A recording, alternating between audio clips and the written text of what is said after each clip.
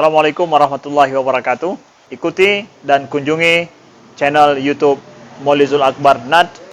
Subscribe, like, share, komen.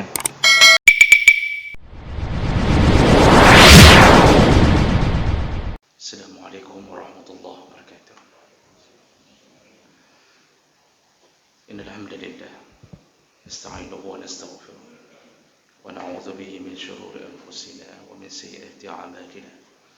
من يهده الله فلا مضل له ومن يضلل فلا هادي له أشهد أن لا إله إلا الله وحده لا شريك له وأشهد أن محمدا عبده ورسوله الكريم اللهم صل وسلم على نبينا المصطفى محمد وعلى آله وأصحابه أجمعين أما بعد رب اشرح لي صدري ويسر لي أمري واحلل عقدة من لساني yafqahu qawli.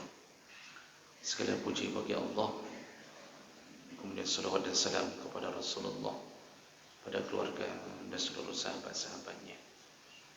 Jemaah salat subuh, bapak-bapak dan ibu-ibu yang Allah muliakan insyaAllah. Di pertemuan kita yang lalu, kita sudah membahas salah satu daripada dosa yang dimasukkan dalam kategori dosa besar, yaitu orang-orang yang merengek-rengek setengah memaksa meminta sesuatu dari orang lain. Jadi betul-betul memelas, menghinakan diri untuk mengemis-ngemis kepada orang lain, dan ini perbuatan yang dilarang oleh Nabi sallallahu alaihi wasallam.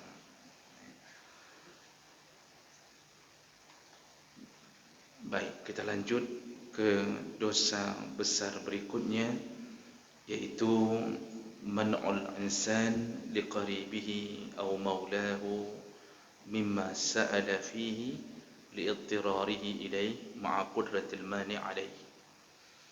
Termasuk dosa besar yaitu seseorang yang apabila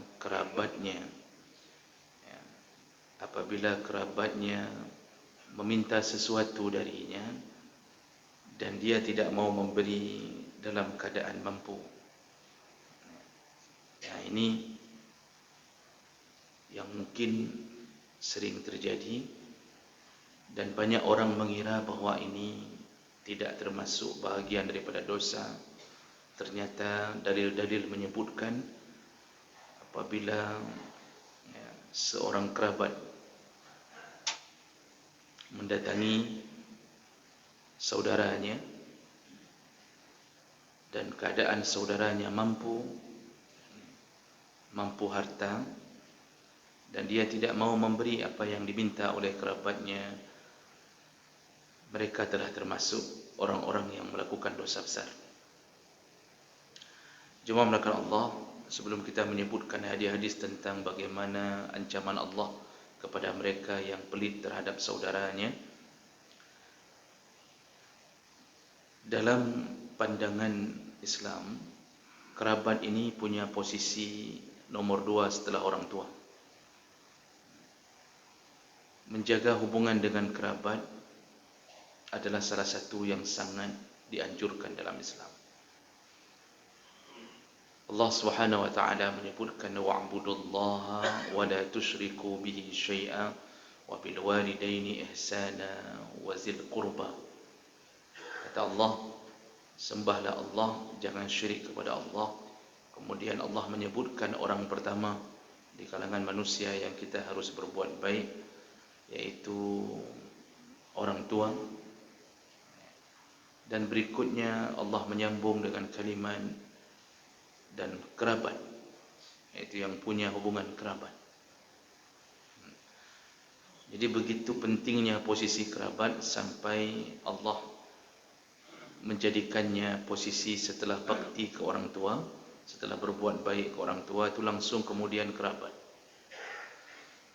Dan bahkan Nabi SAW menjelaskan tentang ketika menjelaskan tentang salah satu cara berbakti setelah orang tua meninggal. Jadi setelah orang tua meninggal, salah satu cara berbaktinya adalah berbuat baik dengan kerabat. Jadi kalau orang-orang yang ingin melanjutkan kebaktiannya terhadap orang tuanya yang sudah meninggal dunia, maka salah satu jembatannya adalah berbuat baik kepada kerabat-kerabat almarhum. Kita berbuat baik kepada adik ayah kita, abang ayah kita, atau keturunan mereka, sepupu-sepupu kita. Dan ketika kita bersilaturahim, kita mendatangi mereka, menziarahi mereka, bahkan memberikan sesuatu kepada mereka, pahalanya mengalir kepada orang tua kita. Dan itu dianggap bahagian daripada bersambungnya pengabdian setelah mereka meninggal. Dan itu menjadi amal jariah bagi orang meninggal. Maka Bapak Ibu, sebelum meninggal, perbanyaklah bersilaturahim kepada kerabat, perkenalkanlah anak-anak kita terhadap kerabatnya. Bawa anak-anak kita dibawa. Jangan sampai mereka tidak pun mengenal sepupu mereka sendiri, itu keponakan-keponakan kita. Jangan sampai mereka merasa sungkan untuk berziarah setelah kita meninggal. Padahal itu salah satu jalan agar kita meneruskan mendapatkan pahala setelah kita meninggal. Masalah resiko terjadi di lapangan. Apakah mungkin kita punya adik atau abang atau kakak yang mungkin tidak terlalu ramah ketika menyambut kedatangan kita? Ya, itu diatur saja. Maksud diatur, ya, volume kedatangannya diatur, tidak usah terlalu sering. Setahun sekali, hanya hari raya, itu okey, supaya menghindar daripada keributan. Namun selama mereka tidak memutuskan silaturahim, maka janganlah kita memutuskan hubungan dengan mereka. Penting sekali membawa anak-anak kita mengenal kerabat, karena itu bahagian daripada menyambung hubungan. Orang Arab terkenal dengan mencatat-catat nama kerabat. Maka orang Arab itu bermarga dari masa Rasulullah, dari masa jahiliyah. Semua mereka punya keterikatan dalam kesukuan. Maka kita kenal Quraisy, orang-orang Bani Quraisy, Bani Hashim, Bani Abdul Muttalib, Bani Abdul Manaf. Itu Rasulullah diketahui sampai jalur yang paling jauh, sampai ke Nabi Allah Ibrahim.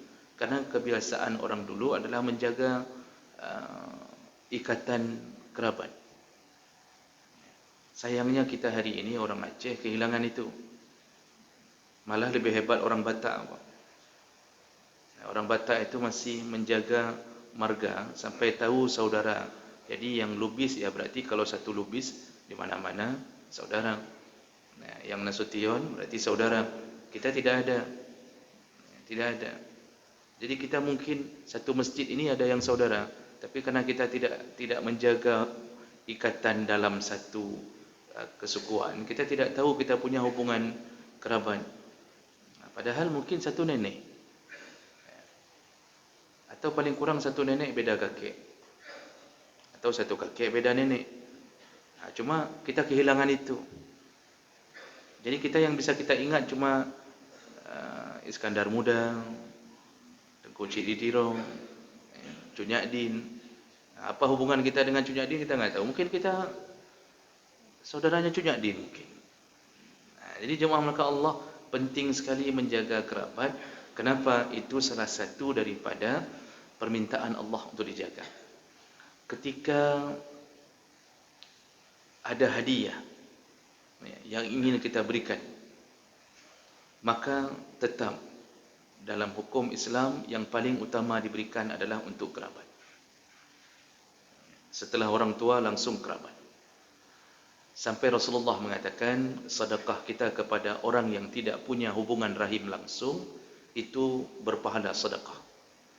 Ketika kita memberikan sesuatu kepada orang yang tidak punya hubungan rahim langsung, dia saudara kita sesama mukmin tapi tidak langsung berhubungan rahim, itu bernilai sedekah. Tapi begitu kita memberi kepada orang yang punya hubungan rahim atau kerabat, maka langsung naik uangnya, jumlahnya sama, tapi pahalanya berbeza. Ketika memberikan kepada kerabat, langsung dapat 2 kali pahala, yaitu pahala sedekah dan pahala silaturahim. Jadi berbeza. Maka jemaah Allah, salah satu yang disebutkan di sini melalui hadis Nabi, begitu besarnya permintaan Allah untuk berbuat baik kepada kerabat, begitu pula begitu besarnya kebencian Allah terhadap orang yang tidak mau berbuat baik kepada kerabatnya, apalagi di saat kerabatnya sedang membutuhkannya.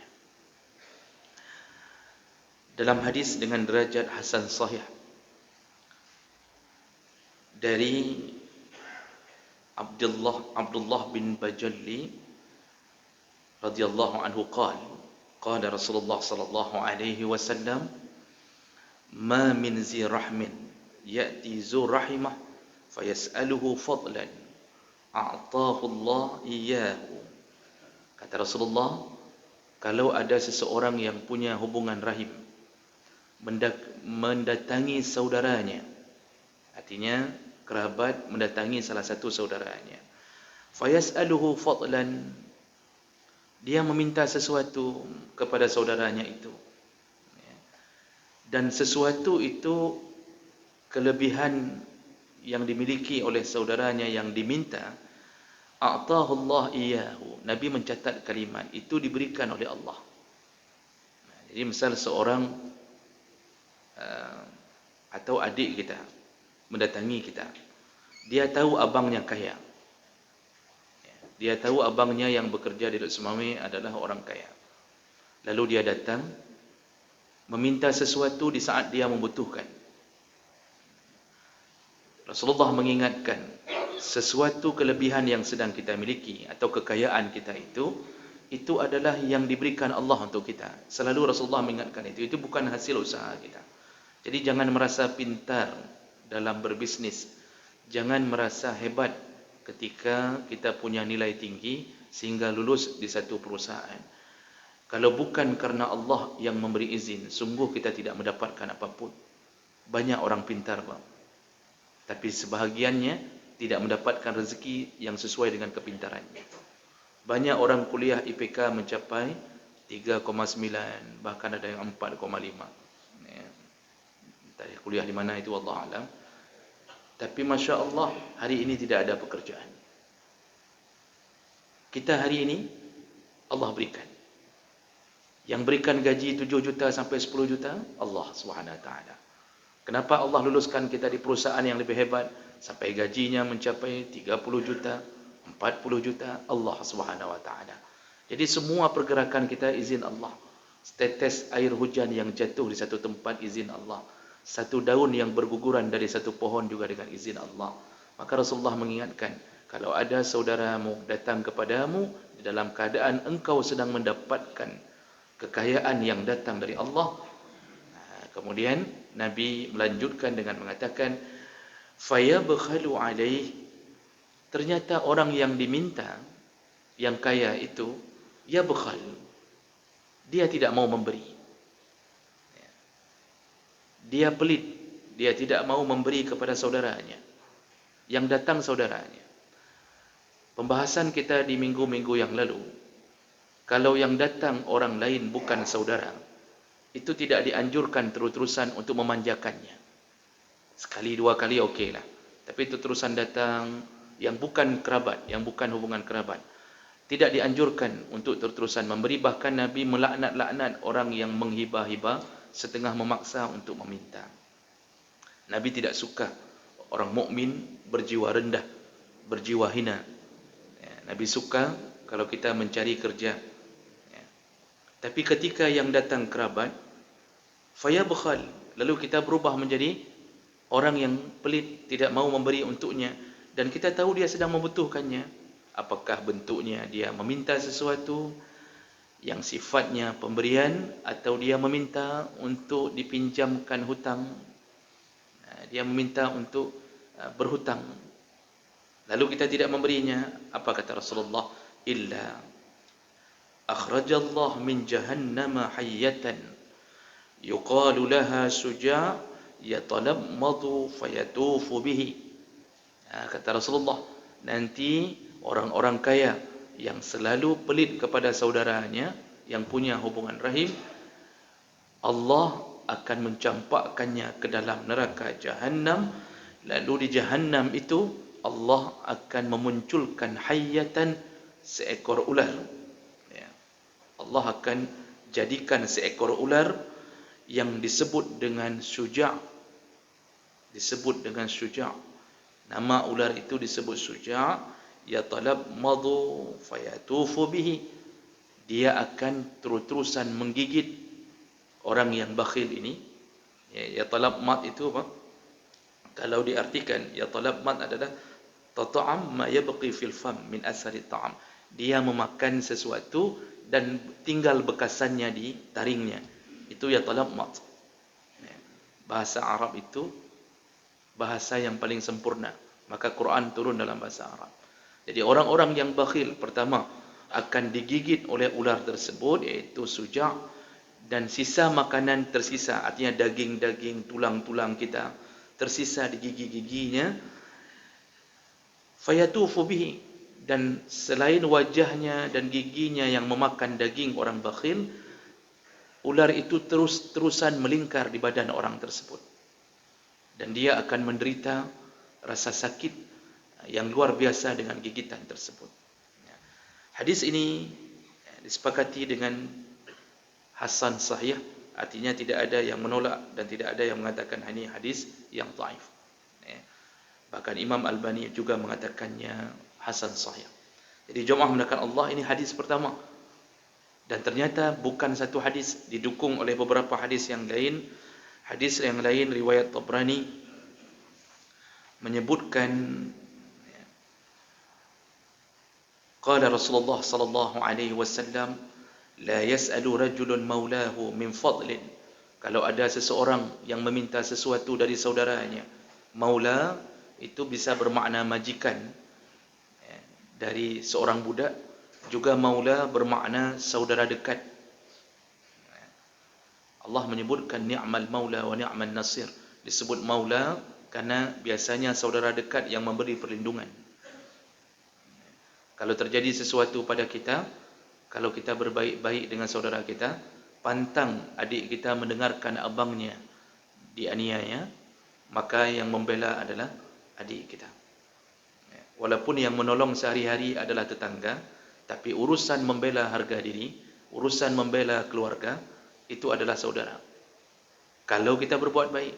Tapi kalau kita kriat, begitu dia dengar abangnya ditangkap, dia mengucapkan Alhamdulillah, pekan hanari orojih.